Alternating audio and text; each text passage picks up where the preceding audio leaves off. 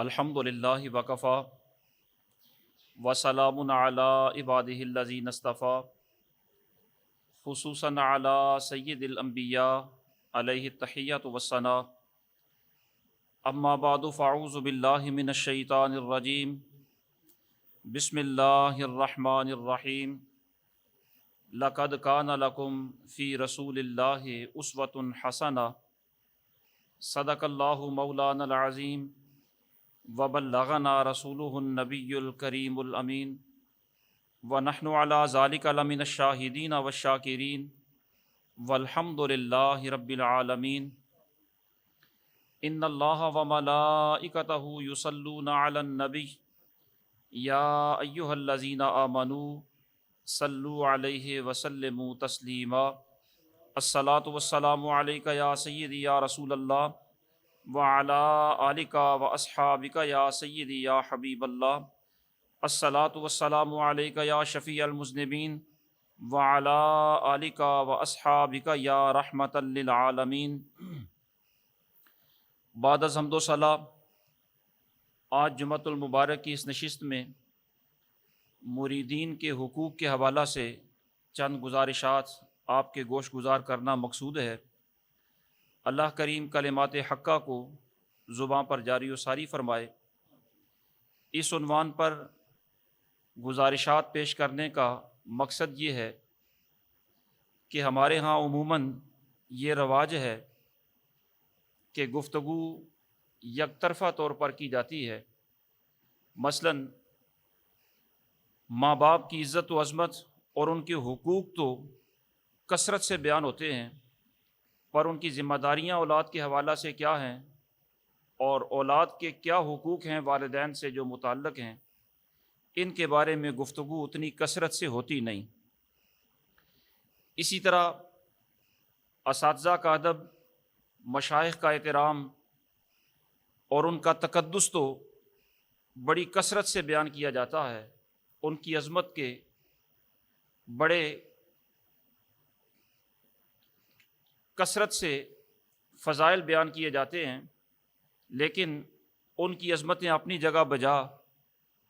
ان مشائخ پر، ان اساتذہ پر کچھ ذمہ داریاں بھی عائد ہوتی ہیں جو ان کے تلامذہ اور مریدوں کے حوالہ سے ہوتی ہیں، اور وہ ذمہ داریاں نہ بیان کی جاتی ہیں، نہ ہی ان کے تلامذہ اور مریدین کے حقوق کا تذکرہ کیا جاتا ہے۔ تو یہ یک طرفہ جو گفتگو ہوتی ہے، اس کی بنا پر جو صحیح باصلاحیت لوگ ہوتے ہیں وہ تو غلط فہمی کا شکار نہیں ہوتے، لیکن عام طور پر لوگ اس غلط فہمی کا شکار ہو جاتے ہیں کہ ہماری صرف عظمت ہی ہے، ہمارے صرف حقوق ہی ہیں، ہمارا صرف تقدس ہی ہے، باقی خدمت کرنا یا ہم پر مریدین کے حوالہ سے ذمہ داریاں عائد نہیں ہوتی۔ تو مریدین جو معاشرے کے عموماً پسماندہ لوگ ہوتے ہیں، ستائے ہوئے لوگ ہوتے ہیں، وہ جب خانقاہوں پر جاتے ہیں تو ان کے کچھ حقوق ہوتے ہیں جو مشائخ کی ذمہ داریوں میں آتے ہیں، اور اگر وہ حقوق پورے کیے جائیں تو فی زمانہ جو ہمارے آستانوں میں تنزلی کا دور دورہ ہے، اگر یہ حقوق پورے کیے جاتے تو اتنی تنزلی نہ ہوتی اور آستانوں کی یہ زبوں حالی نہ ہوتی۔ یہ ہمارے آستانے ہمارے علم کا، ہماری روحانیت کا مرکز تھے اور یہ مرکزی کردار ادا کرتے رہے۔ آج ہمارے اس دور میں اور ہمارے معاشرہ میں ان کے کردار کو جو گن لگا ہوا ہے، اس کی وجہ یہ ہے کہ یہ مشائخ اپنی ذمہ داریاں پوری نہیں کر رہے اور مریدین کے حقوق ادا نہیں کر رہے۔ مریدین کے حقوق میں سے جو سب سے پہلا مریدین کا حق ہے وہ یہ ہے کہ ہر شیخ، ہر استاذ، ہر پیر، ہر مرشد اپنے شاگرد کو، اپنے مرید کو اپنا روحانی فرزند سمجھے، اپنی روحانی اولاد سمجھے۔ اس لیے کہ سارے صوفیاء کا اس بات پر اتفاق ہے کہ انسان جسم اور روح دونوں کے مجموعے کا نام ہے۔ اب جسم کا والد تو وہ ہے جس کے گھر میں یہ پیدا ہوا، اور روح کا والد وہ ہے جو اس روح کی تربیت کرتا ہے۔ اور ظاہر ہے جسم سے روح کا مقام و مرتبہ زیادہ ہے، اس لیے جو جسمانی باپ ہوتا ہے اس سے زیادہ مقام و مرتبہ ہوتا ہے روحانی والد کا اور روحانی تربیت کرنے والے کا۔ جب اس کا مقام و مرتبہ زیادہ ہے تو اس کی ذمہ داریاں بھی جسمانی والد سے زیادہ ہونی چاہیے اور ہوتی ہیں، اور جسمانی والد پر جتنی ذمہ داریاں ہیں اس سے کہیں زیادہ ذمہ داریاں روحانی والد پر ہوتی ہیں، یعنی شیخ طریقت اور استاذ پر ہوتی ہیں، مربی پر ہوتی ہیں، شیخ اور پیر پر ذمہ داریاں ہوتی ہیں، اور وہ اپنی ذمہ داریوں کو پورا کرے۔ جس طرح اپنی جسمانی اولاد کی ذمہ داریاں پوری کرتا ہے، اسی طرح روحانی اولاد کی بھی ذمہ داریاں پوری کرے۔ حضور سید عالم صلی اللہ تعالیٰ علیہ وسلم کا اس سلسلے میں اسوہ نور کتنا بہترین ہے۔ آپ نے بارہا دفعہ سنا ہوگا کہ حضرت سیدہ فاطمہ الزہرا رضی اللہ تعالیٰ عنہا اپنے گھر میں خود چکی پیستے پیستے ہاتھوں پر چھالے پڑ گئے ہیں، پانی بھی دور سے لانا پڑتا ہے، بڑی مشکل سے گھر کے حالات چل رہے ہیں۔ اتنے میں سرکار کی بارگاہ میں کچھ غلام آئے تو گھر میں حضرت فاطمہ اور حضرت شیر خدا رضی اللہ تعالیٰ عنہ ان کی مشاورت ہوئی کہ سرکار کی خدمت میں غلام آئے ہیں، اگر ایک غلام ہمیں مل جائے تو یہ گھر کے کام کاج میں آسانی ہو جائے۔ تو حضرت فاطمہ الزہرا رضی اللہ تعالیٰ عنہ حضور سید عالم صلی اللہ تعالیٰ علیہ وسلم کی بارگاہ میں عرض کرنے کے لیے گئیں کہ حضور ہمیں ایک خادم مل جائے، غلام مل جائے۔ تو سرکار دو عالم صلی اللہ تعالیٰ علیہ وسلم نے ارشاد فرمایا کہ ایک طرف تم ہو جو میری جسمانی اولاد ہے، اور دوسری طرف میرے لیے وہ اصحاب صفہ ہیں جو اپنا سب کچھ چھوڑ کر میری درسگاہ میں، میری خانقاہ میں پڑھنے اور تربیت حاصل کرنے کے لیے آ گئے ہیں۔ تمہاری ضروریات بھی اپنی جگہ پر بجا ہیں، لیکن میں تمہاری ضروریات پر صفہ والوں کی ضروریات کو ترجیح دوں گا۔ یہ پہلے ان کی ضروریات پر غلام خرچ ہوں گے، ان کی ضروریات سے کچھ بچا تو پھر تمہیں ملے گا۔ یعنی سرکار دو عالم صلی اللہ تعالیٰ علیہ وسلم کا جو اسوہ نور ہے وہ یہ ہے کہ جسمانی اولاد سے روحانی اولاد کو انہوں نے ترجیح دی۔ جسمانی اولاد کی ضروریات پوری کرنے سے اپنے اصحاب صفہ کی ضروریات کو پورا کرنے پر سرکار دو عالم صلی اللہ تعالیٰ علیہ وسلم نے ترجیح دی۔ یہ وہ انداز تھا سرکار کا کہ سرکار کی بارگاہ میں جو غلام آتے ہیں سرکار اپنی اولاد سے بھی بڑھ کر انہیں پیار دیا کرتے۔ یہ وہ انداز تھا جس کی وجہ سے صحابہ کرام دیوانہ وار حضور سید عالم صلی اللہ تعالیٰ علیہ وسلم پر قربان ہوا کرتے تھے۔ وہ کسی نے کہا تھا کہ تو شمع رسالت ہے، عالم تیرا پروانہ۔ یہ جو عالم پروانہ بنتا ہے وہ اس لیے بنتا ہے کہ حضور سید عالم صلی اللہ تعالیٰ علیہ وسلم انہیں اپنائیت دیتے ہیں، پیار دیتے ہیں، اور انہیں اپنی اولاد سے بھی بڑھ کر محبت دیتے ہیں۔ اور پھر حضور سید عالم صلی اللہ تعالیٰ علیہ وسلم کی اس محبت دینے کا انداز اتنا پیارا ہے کہ آپ یہ بھی جانتے ہیں کہ حضرت زید سرکار کی بارگاہ میں آئے تو غلام تھے، لیکن سرکار نے اتنی محبت، اتنی اپنائیت بخشی کہ والد اور چچا لینے کے لیے بھی آئے تو حضرت زید رضی اللہ تعالیٰ عنہ کہنے لگے کہ حضور کو چھوڑ کر کہیں نہیں جاؤں گا، اس لیے کہ جو محبت مجھے اس در سے ملتی ہے وہ محبت مجھے میرے حقیقی ماں باپ بھی نہیں دے سکتے۔ تو شیخ اپنے مریدوں کو اور استاد اپنے تلامذہ کو اپنی اولاد ہی کی طرح سمجھے۔ حضور کا آپ احادیث طیبہ پڑھیں تو آپ کو یہ اسوہ نظر آئے گا کہ کتنے صحابہ کو سرکار جب گفتگو فرماتے ہیں تو سرکار انہیں یوں خطاب فرماتے ہیں، یا بنیا، اے میرے بیٹے۔ سرکار اپنے صحابہ کو اے میرا بیٹا کہہ کے بلا رہے ہیں، اور کتنے ہی صحابہ ہیں جن کو سرکار اس انداز سے بلاتے ہیں، یا اخی، کہ تو میرا بھائی ہے۔ بلکہ کسی کو سرکار نے فرمایا انت اخی فی الدنیا والآخرہ، کہ تو دنیا میں بھی میرا بھائی ہے، آخرت میں بھی میرا بھائی ہے۔ حضرت فاروق اعظم رضی اللہ تعالیٰ عنہ عمرہ کرنے کے لیے روانہ ہونے لگے، سرکار کی بارگاہ میں اجازت لینے کے لیے آئے تو سرکار نے رخصت کرتے ہوئے ارشاد فرمایا کہ اے عمر، بیت اللہ شریف میں جا رہے ہو اور عبادت اور بندگی کے لیے جا رہے ہو، لا تنسانا فی دعائک یا اخی، اے میرے بھائی ہمیں بھی اپنی دعاؤں میں یاد رکھنا۔ تو سرکار کتنی اپنائیت دے رہے ہیں۔ اور نبی اکرم صلی اللہ تعالیٰ علیہ وسلم نے ایک طرف خاندان ہو دوسری طرف اپنے غلام ہوں، تو جس میں استعداد سرکار نے زیادہ دیکھی سرکار نے اس کو ترجیح دی۔ مثال کے طور پر حضرت سیدنا صدیق اکبر رضی اللہ تعالیٰ عنہ بنو تمیم کے فرد ہیں اور سرکار کا خاندان بنو ہاشم ہے، لیکن اس کے باوجود سرکار نے اپنے مصلی پر حضرت صدیق اکبر رضی اللہ تعالیٰ عنہ کو کھڑا کیا، اور سرکار نے ایک موقع پر ارشاد فرمایا کہ میرے خاندان والے یہ سمجھتے ہیں کہ میرے سب سے زیادہ قریبی وہ ہیں، لیکن یاد رکھنا میرا سب سے زیادہ قریبی وہ ہوگا جو زیادہ متقی ہوگا، زیادہ پرہیزگار ہوگا، میرے سب سے زیادہ نزدیک وہ ہوگا۔ اور حضرت صدیق اکبر رضی اللہ تعالیٰ عنہ کو سرکار نے جب اتنے اعزازات سے نوازا تو ان کے والد حضرت ابو قحافہ کہنے لگے کہ اسلام کی صداقت کی یہ بھی بہت بڑی نشانی ہے کہ بنو ہاشم پیچھے ہیں، بنو تمیم کا ایک فرد سرکار نے آگے کر دیا، اور وہاں پر بہت سارے عالی شان خاندان موجود تھے، بنو مخزوم بھی ہیں، بنو عدی بھی ہیں،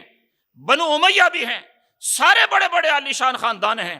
لیکن سب سے زیادہ سرکار نے جس کو تقدم عطا فرمایا وہ ابو بکر صدیق ہے۔ یہ سرکار دو عالم صلی اللہ تعالیٰ علیہ وسلم کے دین کی حقانیت کی ایک علامت ہے کہ سرکار کی بارگاہ میں جو آتا ہے سرکار سب کو اپنائیت دیتے ہیں اور حد سے بڑھ کر اپنائیت دیتے ہیں۔ پھر اس میں جو جتنے قابلیت کا مالک ہوتا ہے حضور سید عالم صلی اللہ تعالیٰ علیہ وسلم اس کو وہ منصب بھی عطا فرما دیتے ہیں۔ اور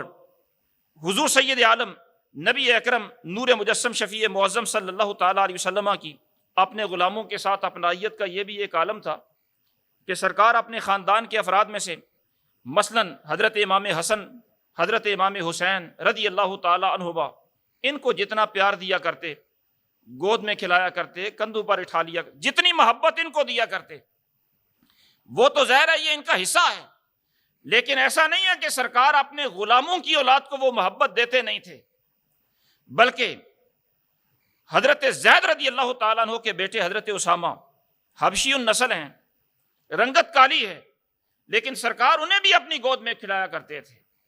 بلکہ سرکار ان کے چہرہ مبارک کو خود صاف بھی کر دیا کرتے تھے۔ بعض اوقات ناک بہرا ہوتا، بچپنے کی عمر میں ان کا ناک بہرا ہوتا تو سرکار ان کا ناک بھی صاف کر دیا کرتے تھے۔ ان کی پرورش ہی حضور کے گھر میں ہوئی۔ اگر امہات المومنین میں سے کوئی عرض بھی کرتی کہ یا رسول اللہ یہ خدمت میں بجا لاتی ہوں، تو سرکار ارشاد فرمایا کرتے نہیں، مجھے اس سے محبت بڑی ہے، میں خود یہ کروں گا، مجھے یہ پیارا بڑا لگتا ہے۔ حضرت انس رضی اللہ تعالیٰ عنہ بچپن میں حضور کے گھر میں آئے، حضور کے خدمت گزار بن کے آئے، لیکن سرکار نے اتنی اپنائیت اور اتنی محبت دی کہ ساری زندگی حضور کی ان محبتوں کا وہ تذکرہ کیا کرتے تھے۔ تو عرض کرنے کا مقصد یہ ہے کہ جو بھی مرید ہوتا ہے یا جو بھی شاگرد ہوتا ہے، وہ اگر کسی کے در پر جا کر پڑا رہتا ہے، کسی کی خانقاہ پر یا کسی کی درسگاہ میں جا کر رہتا ہے، تو اس استاذ اور اس کے شیخ کا یہ فرض بنتا ہے اور اس مرید کا اور شاگرد کا یہ حق ہوتا ہے کہ اس کو وہاں سے اپنائیت ملے، محبت ملے اور اولاد کی طرح کا اس کو پیار ملے، یہ اس کا حق ہوتا ہے۔ اور دوسرا مرید کے حقوق میں سے یہ بھی بہت بڑا حق ہے کہ جب یہ مرید روحانی طور پر بیٹا ہے، اولاد کی طرح ہے، تو جس طرح شیخ اپنی جسمانی اولاد کی خبر گیری کرتا ہے، اس کی ضرورتیں پوری کرتا ہے، اسی طرح اس روحانی اولاد کی بھی ضرورتیں پوری کرنا یہ شیخ کی ذمہ داری ہوتی ہے، اس کی بھی ذمہ داری پوری کریں۔ حضور نبی اکرم صلی اللہ تعالیٰ علیہ وسلم کا اس سلسلے میں بھی اسوہ نور کیسا ہے کہ حضرت سلمان فارسی رضی اللہ تعالیٰ عنہ کہاں سے بکتے بکاتے آئے، مدینہ طیبہ میں آ کر ڈیرا لگا لیا۔ حضور سید عالم صلی اللہ تعالیٰ علیہ وسلم جب مدینہ طیبہ میں جلوہ فروز ہوئے تو بارگاہ رسالت میں حاضر ہوئے، اپنے سب کچھ کا حضور کو مالک بنا دیا، حضور کے آپ یوں کہہ لیں کہ مرید باصفا بن گئے۔ اب ظاہر ہے وہ شیخ ہی کیا جو مریدوں کی خبر گیری نہ کرے، بلکہ صوفیات تو فرماتے ہیں کہ جو شیخ ہر روز 2 دفعہ اپنے مرید کے احوال پر نظر نہیں کرتا وہ شیخ بننے کے قابل ہی نہیں ہے۔ جس کو مریدوں کے حالات کی خبر ہی نہیں، وہ دنیا کے اندر خبر نہیں رکھ سکتا تو آخرت میں وہ کیا خبر گیری کرے گا۔ تو سرکار دو عالم صلی اللہ تعالیٰ علیہ وسلم کی بارگاہ میں جب حضرت سلمان فارسی آئے تو غلام تھے. سرکار نے ان کی ضروریات کو پورا کرنے کے لیے، ان کو آزادی دلوانے کے لیے باغ بھی لگوایا، خود بنفس نفیس شریک ہوئے، بلکہ سرکار ہی نے فرمایا کہ اپنے مالکوں سے بات کرو. انہوں نے سونا مانگا تو سرکار نے سونا بھی مہیا کیا ان کی آزادی کے لیے. یہ حضور کا اسوہ نور ہے کہ سرکار اپنے غلاموں کی خبر کیا کرتے تھے. سرکار کے صحابہ میں کوئی بیمار ہوتا، سرکار خود چل کے جایا کرتے اس کا پتہ لینے کے لیے. کوئی فوت ہوتا تو سرکار غسل دینے کے لیے چلے جایا کرتے، اس کی تدفین کے اندر شامل ہوا کرتے، جنازہ کے اندر شامل ہوا کرتے. یہ نبی اکرم صلی اللہ تعالیٰ علیہ وسلم کا اسوہ نور ہے. اور یہاں یہ رواج ہمارے ہاں نہیں ہے کہ استاذ یا شیخ کسی مرید کا یا کسی شاگرد کا پتہ کرے،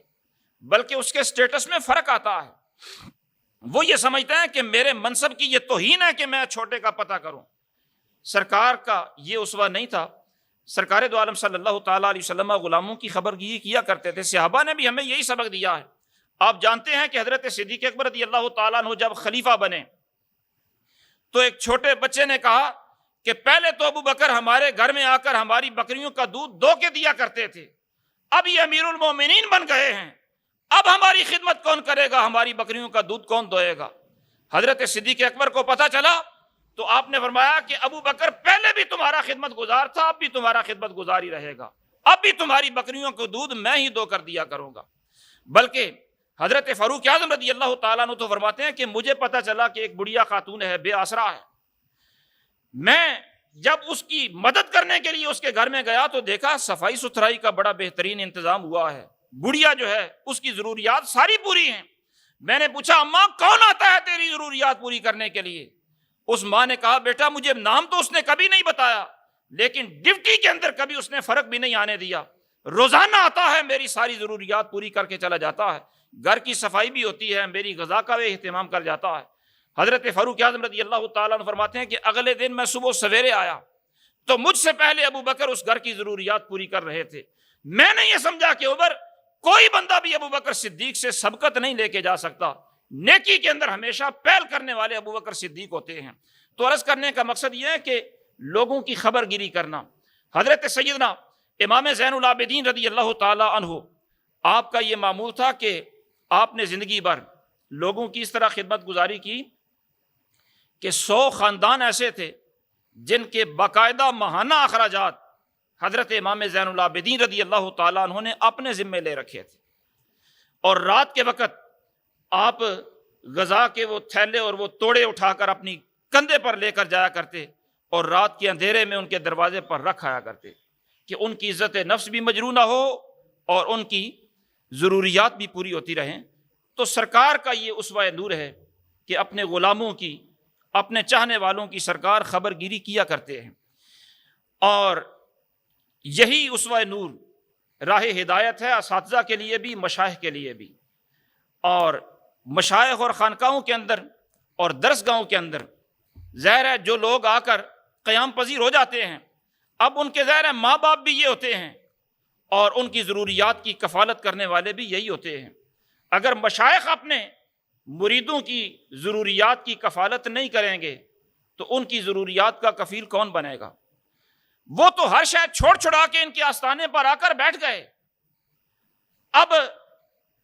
ان کی ضروریات اگر پوری ہوتی رہیں تو یہ دل جمی کے ساتھ اللہ کا ذکر کریں اور سلوک کی منازل کو طے کریں، کسی مقام پر پہنچ جائیں گے. اور اگر ان کی ضروریات پوری نہ ہوں، یہ اپنی ان پریشانیوں کے اندر ہی الجھے رہیں تو پھر ظاہر ہے یہ یکسوئی کے ساتھ ذکر بھی نہیں کر سکیں گے. اس لیے ان کی ضروریات کا اہتمام کرنا یہ بھی ان کا حق ہوتا ہے. اسی طرح مرید کے حقوق میں سے ایک بہت بڑا حق یہ ہے کہ شیخ اپنے مرید کی تربیت کرے، فکری طور پر بھی اور عملی طور پر بھی، یعنی نظریہ بھی اس کا درست کرے اور عمل کی بھی اصلاح کرے. اور نظریے کی درستگی یہ بھی اس دور کے اندر بہت ہی ضروری ہے اور عمل کی درستگی بھی بہت ہی ضروری ہے. اس وقت ہمارے دین پر جو اغیار حملہ آور ہیں وہ ہمارے دین کی بنیاد یعنی ہمارے ذہنوں میں جو نظریات ہیں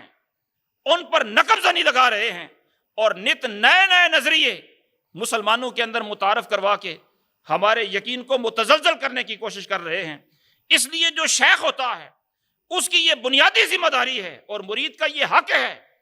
کہ وہ اس کی فکر کی بھی اصلاح کی جائے اور اس کے عمل کی بھی اصلاح کی جائے۔ یہاں عام طور پر ہوتا یہ ہے کہ شیوخ اور اساتذہ صرف اپنے مفاخر انہیں بتاتے ہیں، اپنے خاندان کا بتاتے ہیں کہ ہمارا خاندان بڑا عالی شان ہے، صرف اتنا بتا دیا جاتا ہے میں بیٹا فلاں کا ہوں، میں پوتا فلاں کا ہوں، اپنے سلسلہ نسب کی برکات تو بتائی جاتی ہیں، لیکن مرید کے نظریے کی اصلاح اور اس کے عقیدے کی اصلاح اس پر جتنا زور دینا چاہیے وہ زور نہیں دیا جاتا۔ یہی وجہ ہے کہ ہمارے اہل سنت کے بہت سارے لوگ بہت سارے آستانوں کے ساتھ وابستہ ہونے کے باوجود نظریات کے اندر پلپلے ہوتے ہیں اور عمل کے اندر بہت سارے کمزور ہوتے ہیں۔ یہ بات اگرچہ کڑوی ہے لیکن حقیقت ہے کہ یہی اہل سنت کے لوگ جو عرسوں پر بڑی کثرت سے شمولیت اختیار کرتے ہیں اور بزرگوں کے ساتھ اور خانقاہوں کے ساتھ بڑی عقیدت کے ساتھ نسبت رکھتے ہیں، یہ نسبت ہونے کے باوجود، صاحب نسبت ہونے کے باوجود عمل کے اندر کمزوریاں ہمارے اندر زیادہ ہیں اور نظریات کے اندر کمزوریاں ہماری قوم اور ہمارے طبقے کے اندر زیادہ ہوتی ہیں، اور ان کمزوریوں کو دور کرنا یہ مشائخ کا فرض ہوتا ہے۔ اور آپ پرانے مشائخ کو دیکھیں کہ ان کے جو مریدین ہوا کرتے تھے، مشائخ کا اپنا کردار تو سبحان اللہ نور علی نور ہوا ہی کرتا تھا، لیکن ان کے جو چاہنے والے، جو ان کے متعلقین اور مریدین ہوا کرتے تھے، وہ بھی سارے کے سارے قدسی صفات ہوا کرتے تھے، یعنی سر پر امامے، چہرے پر داڑیاں، لباس سنت کے مطابق، چال ڈال، ذکر اذکار، یہ ساری چیزیں اپنے معمولات طریقت پر پابندی، یہ ساری چیزیں ان کے اندر موجود ہوا کرتی تھیں۔ وہ بھی شیوخ کے ہی مرید ہوا کرتے تھے، ان کی زندگی میں یہ تبدیلیاں آیا کرتی تھیں، اور آج بھی لوگ نسبتوں کے حامل ہوتے ہیں، لیکن آج کسی کو یہ فکر ہی نہیں کہ نماز کی بھی پابندی کر لے، چہ جائے کہ وہ اپنے اوراد و وظائف کی پابندی کرے۔ یعنی یہ جو کمزوری آ رہی ہے، اس کمزوری کو دور کرنا یہ بھی مشائخ کی ذمہ داری ہے، اور مریدین کا یہ حق ہے کہ ان کی یہ تربیت کی جائے۔ وہ روحانیت لینے کے لیے ہی، اپنی روح کو بہتر کرنے کے لیے ہی نسبت اختیار کرتے ہیں، اور مریدین کی جو حقوق ہوتے ہیں ان حقوق میں سے ایک حق یہ بھی ہے کہ جب مرید اپنے شیخ کے دربار میں جائے یا شیخ کی خدمت میں حاضر ہو تو شیخ اس کو عزت بھی دے، یعنی یہ مرید کا بھی فرض ہے کہ وہ شیخ کا ادب بجا لائے۔ یہ بجا ہے کہ شیخ سے ملنا بھی باوضو چاہیے اور شیخ کی زیارت بھی باوضو کرنی چاہیے۔ شیخ کا ادب اپنی جگہ پر بجا، لیکن مرید کا بھی تو کوئی عزت نفس ہے، اس کو بھی تو عزت کی ضرورت ہے۔ حضور سید عالم صلی اللہ تعالیٰ علیہ وسلم اپنے غلاموں کی عزت کس طرح کیا کرتے تھے؟ حضرت سیدنا سعد رضی اللہ تعالیٰ عنہ سرکار کی بارگاہ میں آئے اپنی سواری پر سوار ہو کر، سرکار صحابہ میں بیٹھے ہیں، تو سرکار اپنے صحابہ سے یہ ارشاد فرمانے لگے، قوموا الی سیدکم، اے میرے صحابہ اٹھ کے کھڑے ہو جاؤ، تمہارا سردار آ رہا ہے، کھڑے ہو کر اس کا استقبال کرو۔ حضور کی بارگاہ میں جب صحابہ آیا کرتے تو صحابہ کا حضور اٹھ کر کھڑے ہو کر استقبال کیا کرتے، سرکار صحابہ کو اپنے ساتھ بٹھا لیا کرتے۔ خود حضرت ابو بکر صدیق اور حضرت فاروق اعظم کا بارگاہ رسالت میں جو مقام و مرتبہ تھا وہ کسی سے مخفی تو نہیں ہے۔ تو نبی اکرم نور مجسم شفیع معظم صلی اللہ تعالیٰ علیہ وسلم اپنے غلاموں کو عزت دیا کرتے تھے۔ یہ وجہ ہے کہ شیخ بہت معزز ہوتا ہے، لیکن اس کے معزز ہونے کا یہ مطلب نہیں ہے کہ وہ اپنے غلاموں کو عزت نہ دے، بلکہ معزز ہونے کا جو معیار لوگوں نے بیان کیا وہ تو یہ ہے کہ معزز تو وہ ہوتا ہے جس کی محفل میں بیٹھنے والا ہر بندہ اپنے آپ کو عزت دار محسوس کرے۔ تو اگر کسی معزز کی بارگاہ میں بیٹھ کر بندہ اپنے آپ کو ہلکا محسوس کرے تو اس کا مطلب یہ ہے کہ جس کی محفل میں بیٹھا ہے وہ بندہ ہی صاحب عزت نہیں ہے، اس کی عزت پر یہ حرف آ رہا ہے۔ حضرت سیدنا باقی باللہ رحمۃ اللہ تعالیٰ علیہ شیخ طریقت ہیں، اور حضرت امام مجدد الف ثانی رحمۃ اللہ تعالیٰ علیہ ان کے مرید ہیں۔ آپ اندازہ کریں کہ شیوخ اپنے غلاموں اور اپنے مریدوں کو عزت کتنی دیا کرتے تھے۔ شیخ باقی باللہ پیر ہیں امام ربانی مجدد الف ثانی رحمۃ اللہ تعالیٰ علیہ کے۔ ایک دفعہ ایسا بھی ہوا کہ حضرت باقی باللہ ملنے کے لیے آئے امام ربانی سے، اور اتفاق ایسا تھا کہ جب وہ ملاقات کے لیے آئے تو اس وقت امام ربانی آرام فرما تھے، سو رہے تھے۔ اب شیخ طریقت ان کے کمرے کے باہر کھڑے ہو گئے، انتظار کرنے لگے کہ جب یہ اٹھیں گے خود دروازہ کھول کر اپنی روٹین کے مطابق باہر آئیں گے تو اس وقت میں مل لوں گا۔ ان کے احترام میں باہر کھڑے ہو گئے۔ امام مجدد الفسانی رحمۃ اللہ تعالی علیہ جب خود اپنے معمول کے مطابق باہر آئے، شیخ کو دروازے پر کھڑا پایا، قدموں میں گرے کہ حضور مجھے جگا لیا ہوتا، دستک دے دی ہوتی، مجھے حکم فرما دیا ہوتا۔ تو شیخ طریقت فرمانے لگے نہیں، آرام کرنا بھی تمہارا حق ہے، میں نے تھوڑی دیر انتظار کر لیا تو اس میں کیا ہو گیا۔ اور حضرت باقی باللہ رحمۃ اللہ تعالی علیہ آپ اپنے اس غلام کو عزت اتنی دیتے ہیں کہ آپ کے خود دو فرزند ہیں، خواجہ خرد اور خواجہ کلام، دونوں طریقت کے شہباز ہیں، لیکن اس کے باوجود آپ نے اپنے دونوں فرزندوں کو یہ حکم دیا کہ میرے مرید امام مجدد الفسانی رحمۃ اللہ تعالی علیہ کے ہاتھ پر تم نے بھی بیعت کرنی ہے، یعنی اپنے بیٹوں کو اپنے مرید کے ہاتھوں پر بیعت کروایا ہے۔ یہ مریدوں کو عزت دینے کا ایک انداز ہوتا ہے جو ہمارے اکابر کے اندر اور ہمارے صوفیاء کے اندر رائج رہا ہے۔ اپنے بیٹے ان کے ہاتھ پر بیعت کروا رہے ہیں، اور جب یہ مریدوں کو اور قابل مریدوں کو اس طرح عزت دی جائے تو آستانوں کی رونقیں کیوں بحال نہ ہوں؟ یہ جو لوگ بار بار اعتراض کرتے ہیں اور آستانوں کی بھی الا ماشاء اللہ زبوں حالی ہے، اس کی وجہ یہی ہے کہ ناقابل افراد جو ہیں وہ مسندوں پر براجمان ہو گئے ہیں۔ اگر با عزت دی جائے مریدوں کو اور باعزت لوگ آگے آئیں تو یقیناً یہ زبوں حالی نہ ہو۔ حضرت امام اعظم ابو حنیفہ رحمۃ اللہ تعالی علیہ کے استاذ شیخ حماد بن ابی سلیمان رحمۃ اللہ تعالی علیہ، یہ امام اعظم کے استاد ہیں، ان کا وصال ہو گیا تو ان کے وصال کے بعد ان کے بیٹے، حقیقی بیٹے، ان کی مسند نشین ہو گئے، ان کی گدی پر بیٹھ گئے۔ اب وہ ان کے بیٹے ان کی گدی پر جب بیٹھے، کچھ عرصہ وہ نظام انہوں نے چلایا تو انہوں نے یہ محسوس کیا کہ نہیں، میرے والد کا مقام و مرتبہ زیادہ تھا اور میں اس مسند کے اہل نہیں ہوں۔ اگرچہ وہ بھی بہت بڑے عالم تھے، لیکن انہوں نے یہ اندازہ کیا کہ نہیں، مقام ان کا زیادہ تھا، میں اس مسند کے تقاضے پورے نہیں کر سکتا،